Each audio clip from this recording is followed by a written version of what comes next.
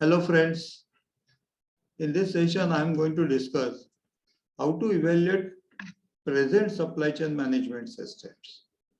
See, every organization is already having some system.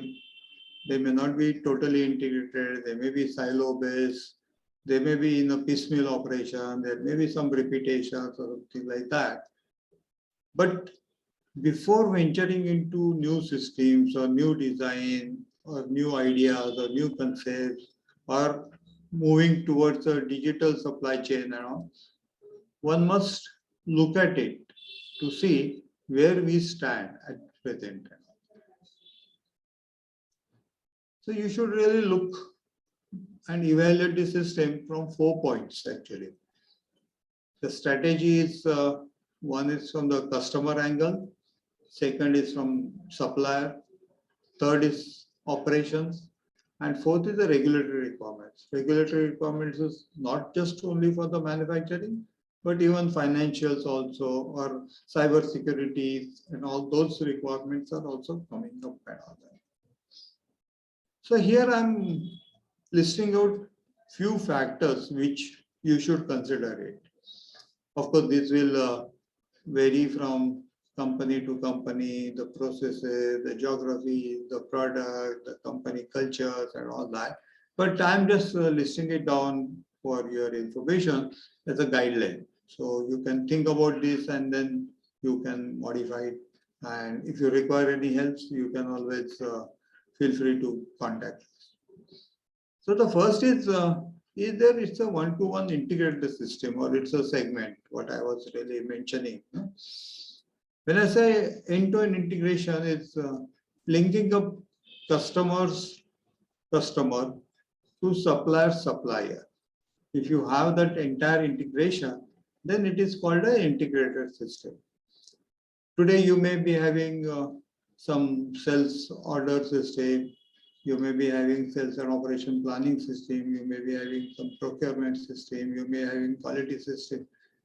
But is the data getting transferred seamlessly throughout the system is what is more important thing. And this is what it is called integrated system. Some of those global reports from the internet, if you look at it, there is even today not a single system which is a totally end-to-end integration.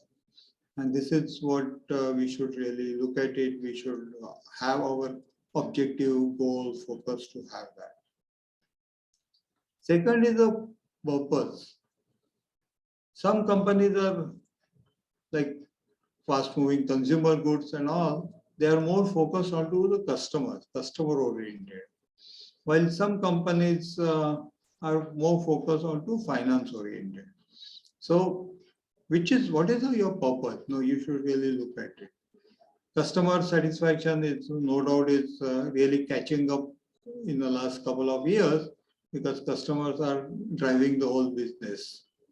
But at the same time, you have to see that every investment what you are making should generate a positive cash flow, and every business should really look at it how to sustain the growth. So the finance is also becoming very important. The next one is thinking about the short term and a long term. Now, when I was mentioning about digital supply chain, digitization, Industry 4, these are all the long-term requirements. These are all having long-term focus. But that focus, when you start actually doing it, gets split up into the small project. It may be an inventory management, it may be a sales operation, it may be a quality system, it may be a plant maintenance system, or it may be a costing system. So you have to really look at it. So you have to consider this factor also while evaluating the system, that is present system is good for short term or good for long term, and then work out accordingly. The next one is where is the focus? Whether the focus is on a product or a services or a speed or a quality or the price or innovation. And there may be many more factors. this, as I mentioned it in the beginning, you have to decide based on to your company focus and what are the strategies and where you want to focus it out and all that. But these are the various factors which you should really evaluate while considering your present systems and all that. How your present supply chain is compared with the competition. See, today every business, whichever product, whichever services you are, there are always competitors are there. How you stand along with them in the competition? And like if you look at it, the mobiles, there are a number of mobiles are there in the market. If you look at it, the automobile, there are a number of automobiles. If you look at it, the FMCG product, there are products are there. But some of the companies, some of the brands have been built up. Now, how those brands are working in the market? What are their USPs actually? Whether it's a product quality or whether it's a services or whether it's a deliveries or whether it's a pricing. So you have to do the comparison and then see where you stand in.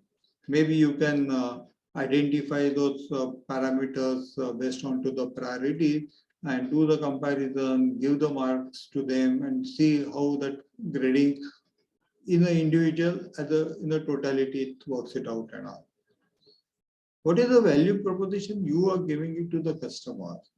Why customers should really pick and choose your product or services is the most important thing which you have to consider.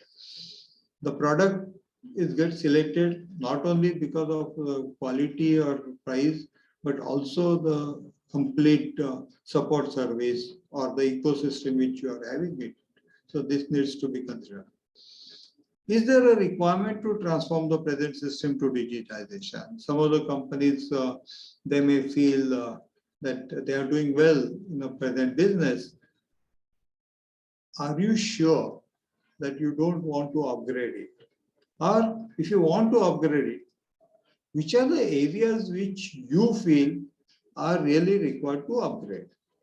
It may be your business process, it may be your customer centricity, it may be your product quality, it may be your product costing, whichever is. So how you are going to adapt to the digitization vis-a-vis. So where are the lacunas into your present system needs to be identified going in for a digitization. If future system requirements are being identified, now maybe as I mentioned it in the beginning, every company has got some systems, either a manual or a partial computer, they are all working and all that. So where you want to focus? Have you identified those requirements and then do the comparison with your present system? So where you stand, if you look at it as a scale of 0 to 100, you stand at a 30%, 70% or 90%. So those needs to be identified so that you do the comparison. How is your present company culture is ready for such business processes and technology changes? So when you look at it, your present system, this needs to be thought about it because it's your people, are going to drive this whole processes and then adoption of the changes and all that, which is very important. And finally, the priorities for the future initiative. Whether future you are looking at it from the digital angle or collaboration or investment or transformation, what are those things? No? Means why you want to do that initiations and compare them with your present system. So then that will really help you to identify and take it to the next level. I hope in short, I tried to brief you the concept about moving from present systems to new system and identifying the requirements from the present system and evaluating that. If you need any more information, feel free to contact us. We are always there to help you. Do subscribe our channel so that no more inputs will be available to you. Thank you. Bye.